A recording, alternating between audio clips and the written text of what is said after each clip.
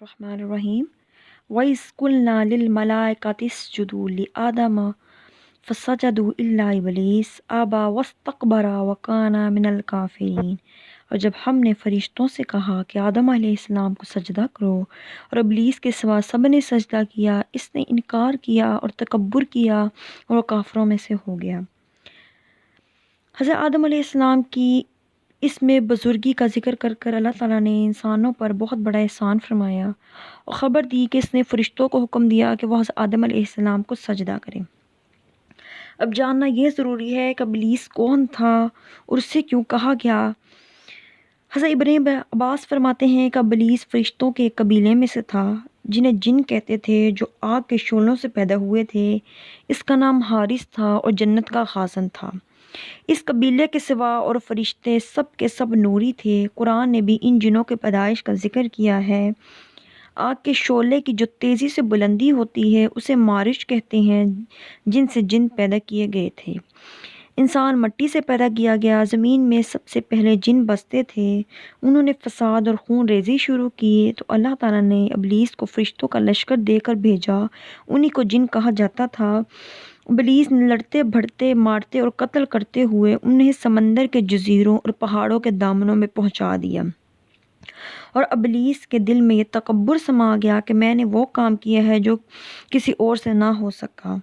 چونکہ دل کی اس بدی اور اس پوشیدہ خودی کا علم صرف اللہ تعالیٰ ہی کو تھا۔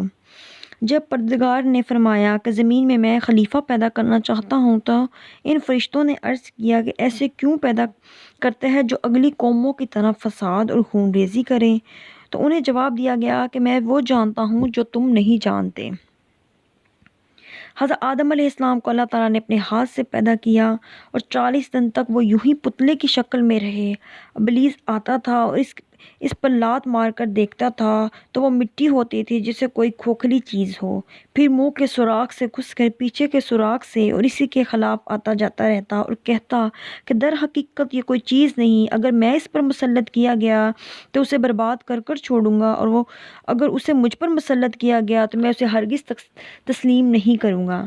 پھر جب اللہ تعالیٰ نے اس میں روح پھونکی اور وہ سر کی طرف سے نیچے کی طرف آئی تو جہاں جہاں تک پہنچتی گئی خون گوشت بنتا گیا۔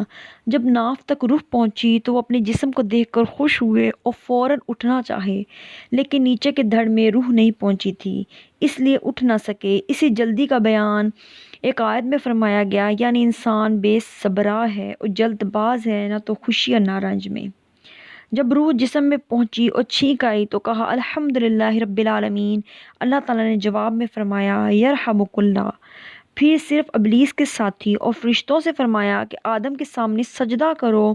ان سب نے تو سجدہ کیا، لیکن ابلیس کا وہ غرور اور تکبر ظاہر ہو گیا۔ اس نے نہ مانی اور سجدے سے انکار کیا اور کہنے لگا میں اس سے بہتر ہوں، اس سے بڑی عمر والا ہوں اور اس سے قوی اور مضبوط ہوں۔ یہ تو مٹی سے پیدا کیا گیا ہے اور میں آگ سے بنا ہوں، اور آگ مٹی سے زیادہ قوی ہے۔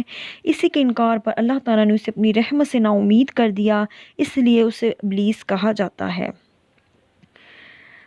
ایک اور حدیث کے مفہوم میں بھی آتا ہے کہ زمین کی مٹی لینے کے لیے جب حضرت جبرائیل علیہ السلام گئے تو زمین نے کہا کہ میں اللہ تعالیٰ کی پناہ مانگتی ہوں کہ تم مجھ میں سے کچھ کٹائے، اور واپس چلے گئے۔ پھر مالک الموت حضرت اسرائیل علیہ السلام کو بھیجا۔ زمین نے اس سے بھی یہی کہا، لیکن انہوں نے جواب دیا کہ میں بھی اللہ تعالیٰ کی پناہ میں آتا ہوں کہ میں اللہ کا حکم پورا کیے بغیر واپس چلا جاؤں۔ چنانچہ انہوں نے تمام روئے زمین سے ایک ایک مٹھی مٹی لی، چونکہ مٹی کا رنگ کہیں سرخ تھا، کہیں سفید اور کہیں سیاہ۔ اسی وجہ سے انسانوں کی رنگتیں بھی طرح طرح کی ہیں۔